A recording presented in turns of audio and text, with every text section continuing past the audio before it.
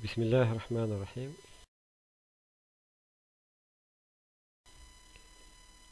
Lorsque la fibre est multimodale, qu'est-ce qui se passe? C'est l'objet de ce paragraphe. Donc, fibre multimodale, ça veut dire que les rayons se propagent avec des angles différents. Et chaque rayon lumineux qui a un angle différent correspond à un mode différent. On peut démontrer qu'un nombre limité de types d'ondes peut se propager dans la fibre optique. Le nombre de modes, lorsqu'il est important, lorsqu'il est grand, nous pouvons l'approcher par la relation qui est donnée en bas. Donc, vous avez un nombre de modes 0,5 fois 2πa fois on sur lambda 0, le tout au carré. Lambda 0, vous savez ce que c'est. Petit a et on, vous savez ce que c'est. Et ça vous rappelle quelque chose qu'on a vu dans la vidéo précédente. 2π fois a fois on sur lambda 0.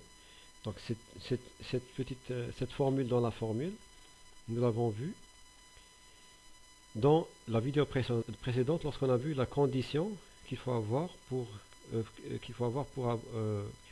avoir une fibre monomodale ou bien multimodale. Ici, cette même petite expression, elle sert à déterminer le nombre de modes dans une fibre multimodale. Bien sûr, il faut élever au carré et multiplier par 0,5.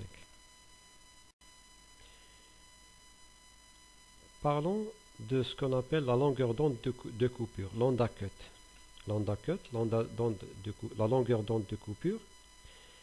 Cette longueur d'onde, lambda cut, si nous avons une longueur d'onde supérieure à lambda cut, alors notre fibre optique, elle devient monomode.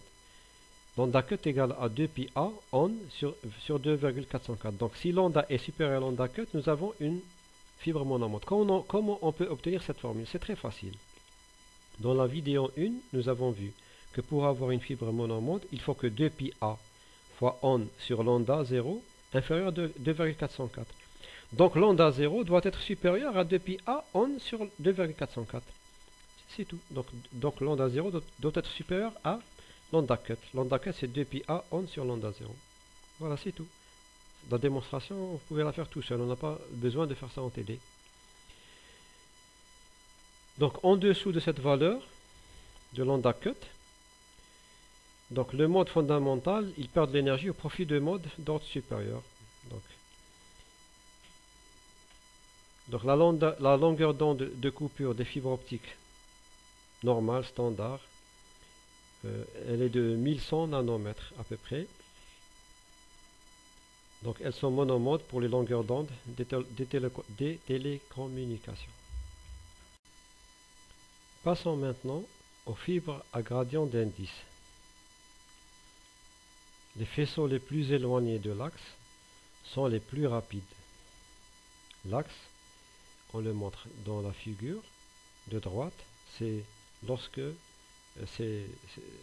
nous l'avons indiqué par le chiffre 0. Donc, la largeur du cœur, c'est petit a. Donc, le milieu, donc le rayon du cœur, pas la largeur du cœur. Le rayon du cœur, parce que c'est un cylindre le cœur, il ne faut pas oublier. Donc, l'origine, c'est 0. A, c'est la largeur, c'est le rayon du cœur. X, c'est une distance entre 0 et A. Tout est montré sur la figure. Donc, les faisceaux les plus éloignés de l'axe qui est situé en 0, sont les plus rapides. Les chemins optiques sont égaux. Donc, les chemins optiques sont égaux. Parce que il faut pas, le chemin optique, ce n'est pas la distance directement que vous mesurez. Donc, il y a une relation entre la distance et la vitesse. Donc, les chemins optiques sont égaux. Nous avons maintenant dans ces fibres-là, à gradient d'indice, donc l'indice de réfraction est exprimé par la formule qui est en bleu, NC de X. Donc le cœur, il est fabriqué de telle façon que l'indice de réfraction, il varie. Comment il varie? Il varie en fonction de la distance X. nous avons la formule NC de 0. Donc c'est NC de 0, c'est le gradient, c'est l'indice de réfraction du cœur à l'origine.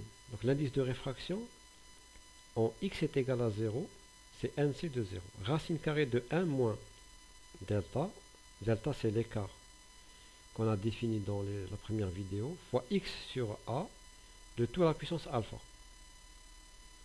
X, nous avons dit ce que c'était, petit a aussi. Delta, ici, delta c'est normalement, nous avons défini dans la première vidéo, c'est NC moins NG sur NC. Maintenant, NC, on a dit, bon, NG, l'indice de réfraction de la gaine ne varie pas, mais le NC il varie. Donc, quel NC on va prendre? On va prendre le NC à l'origine, au centre, si vous voulez. Donc, j'ai appelé ça origine par rapport à l'axe qu'on montre. Donc, par rapport à l'axe central. Dans l'axe central, NC, le NC de 0. Donc, NC de 0 moins NG, le tout sur NC de 0. Alpha, c'est le paramètre du profil. On appelle alpha le paramètre du profil. Bon, ce qui est écrit en vert, c'est très facile. Si alpha est égal à 1, donc le profil est linéaire. À la puissance 1. Le profil est linéaire. Si alpha est égal à 2, il est parabolique. Lorsque alpha tend vers l'infini, donc on retombe sur le cas précédent, la fibre à saut d'indice. Lorsque alpha tend vers l'infini. Essayez de vérifier ça en utilisant les limites. L'ouverture numérique pour la fibre à gradient d'indice, elle est la même pour les rayons qui pénètrent juste au milieu de la fibre. Les rayons qui pénètrent juste au milieu de la fibre, nous avons la même ouverture numérique que pour les fibres à saut d'indice, ce qu'on a vu dans la vidéo précédente. Donc, dans la vidéo précédente, on a vu le on des fibres à saut d'indice. Ça, c'est pour les rayons qui pénètrent au milieu de la fibre. Pour les autres rayons, cette ouverture numérique, elle s'exprime par la formule, une formule qui ressemble à la formule précédente. On,